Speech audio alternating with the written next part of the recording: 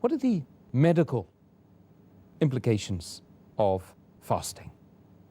There are innumerable medical benefits when a person fasts. I'll just mention a few of them. It organizes the heartbeat and relaxes it.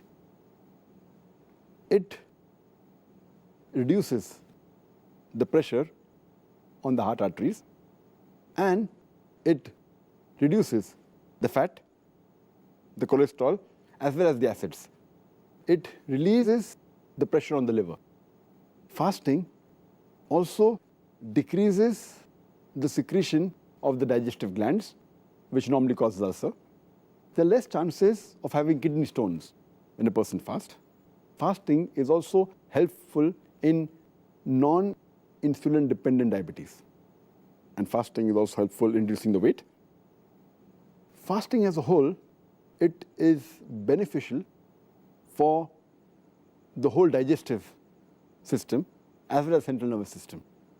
Fasting helps in removing the toxins from the body. Fasting increases the immunity of the body. Fasting also reverses the aging process. It increases the longevity, lifespan of a human being. Fasting also helps in creation of more of T cells, which are known as killer cells. And fasting as a whole, it rejuvenates and overhauls the complete body. And there are various diseases which are helped when a person fasts.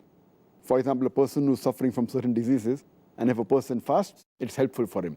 For example, in cardiovascular diseases, if a person is suffering from asthma, from arthritis, from digestive disorders, if he's suffering from lupus, from skin disorders, if he's suffering from non-insulin dependent diabetes, there are various, the list can go on and go on.